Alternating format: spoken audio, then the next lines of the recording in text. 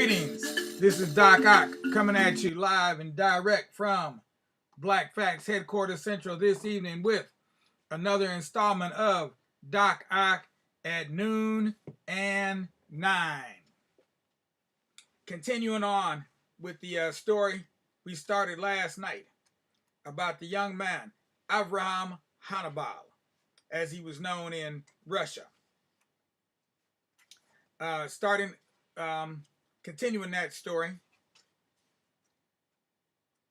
talking about what life was like in Ethiopia. Yes, gives us a little bit of a window. But before we get there, need to put a fine point on it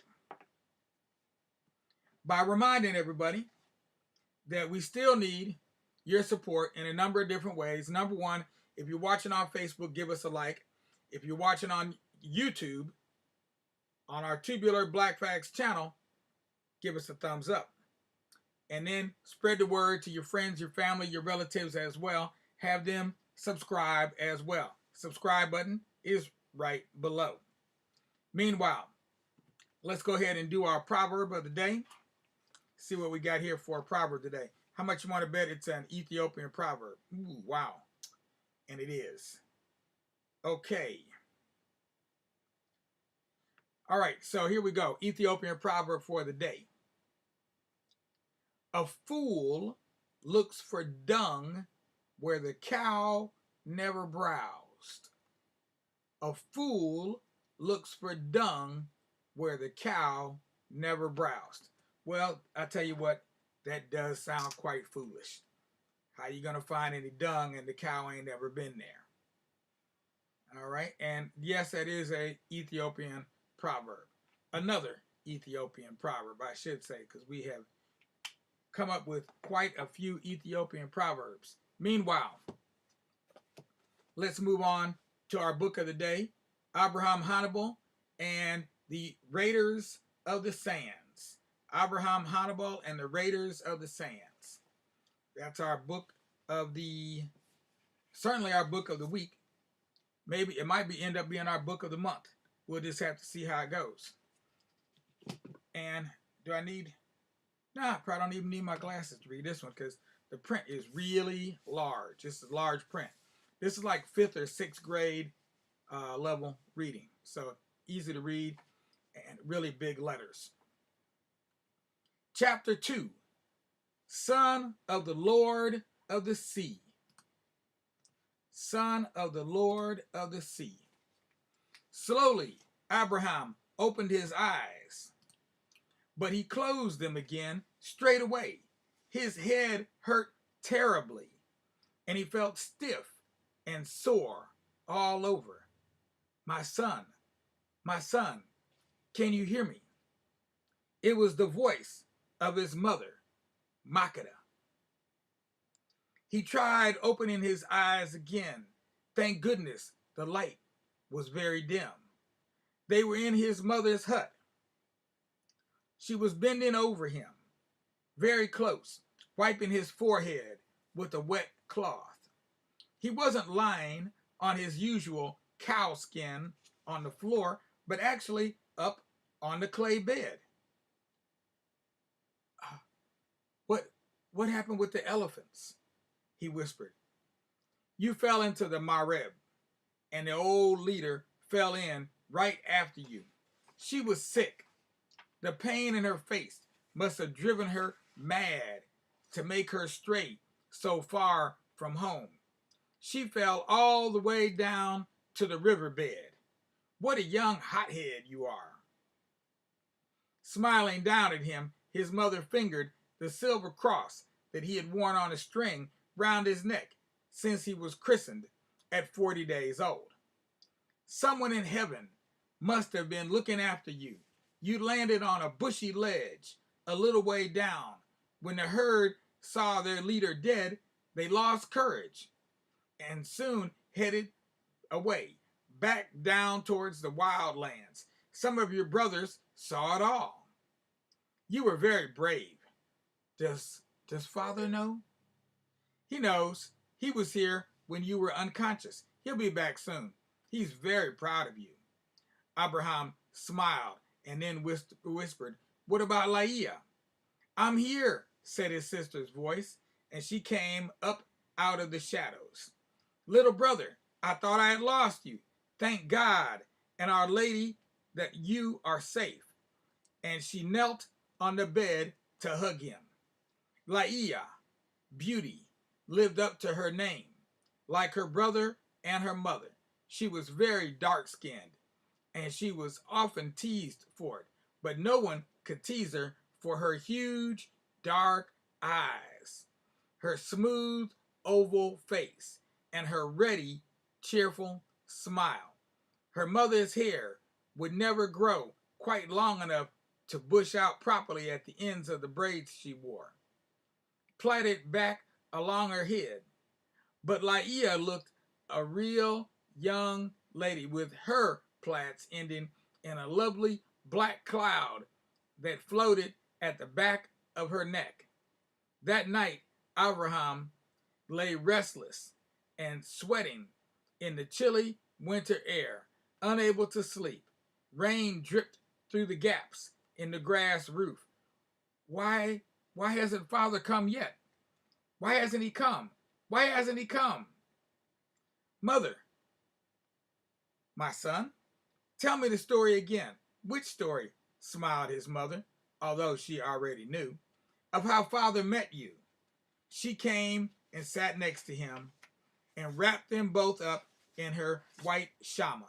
And Laia sat at the end of the bed and listened too. Long ago, in days long gone by, the Lord of the Sea was hunting down in the wild lands where it is hot as the devil's home and men do not know Jesus and the saints. It was a mighty hunt. The spears of the Lord of the Sea and his warriors dripped with blood. They came upon a great herd of elephants, and many were the tusks of ivory they carried off that day. Leopards were slain in plenty. Now their skins adorned the shoulders of the brave. A score of lions died, and the mightiest princes in the land now wear their manes. And they hunted my people too. 28 children of the Kunama, the slave people, were taken from my own village, near where the waters of the Marib begin to die in the dryness of the plains. Sing us the children's song, mother. And Makeda sang the sorrowful song of the children of her people. They come and catch us by the waters of the Marib. They make us slaves. Our mothers in fear flee to the mountains and leave us alone in the strange hands. Makeda's voice began to tremble, and she stopped. The three of them stayed silent a moment, and then she went on with the tale. The warriors fell on our village like a thundercloud. What a screaming and wailing there was. What a rushing into the hills. Men and women ran to save themselves, and the slowest and youngest were caught. They were rounded up with whips, with their hands tied with ropes. Only the old folks were left. One girl hid in a pile of firewood, pulled an old skin over her head, and peeped out from under it. Then she saw one man who had not fled. It was her father. Slowly, silently, with a knife in his hand, he was creeping through the shadows, through the trees, round our village, to where the Lord of the Sea stood and watched his warriors collect their booty. My father, said Abraham, although he knew. His mother nodded. Suddenly, the girl's father dashed out of the shadows and lunged at the Lord. But he was too slow. The Lord of the Sea swung round, smashed the knife out of his hand, and tripped him to the ground. He stood over the body, placed one foot on his chest, and raised his spear high. Then from out of the woodpile burst the girl.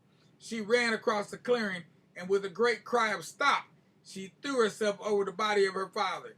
She twisted round to look up at the spear that pointed at her throat, and saw the face of her enemy looking down at her.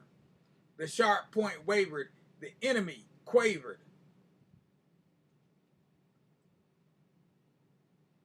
Then he stepped back. The Lord of the Sea upended his spear and stuck the handle in the earth. Stand up, he commanded. The girl and her father rose, trembling. Is this your daughter? Asked the Lord of the Sea. The Kunama looked him straight in the eyes. She is. You are to go free, but your daughter is to become my wife. She will be treated with honor. And so the girl left the wild lands forever and lived on the high tableland in the land of the Christians.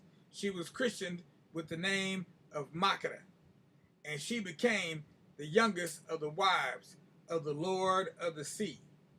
And they had a wise and lovely daughter called Laia, and a crazy, brave boy called Abraham. And they all lived happily ever after, chanted Laia, with a sparkle in her eyes. But her brother was breathing evenly now, ready for sleep.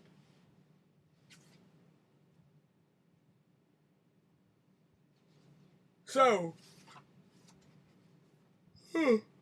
excuse me, that concludes our story for this evening. Yep, that concludes our story for this evening. I hope you enjoyed it. We'll be continuing on tomorrow night. Looks like we read, what was that, 2 chapters we read or just 1? Well, it was at least 1 chapter. So we'll probably be doing, looks like we read 2. So we'll try to read 1 or 2 chapters a night and get as far as we can. Oh no, it was only 1 chapter. Okay, here we go. Make sure I put my bookmark in there so I can find my place. Tomorrow night, we will be black here at 9 o'clock with Doc Ock at noon and 9. We hope to be seeing you all here as well.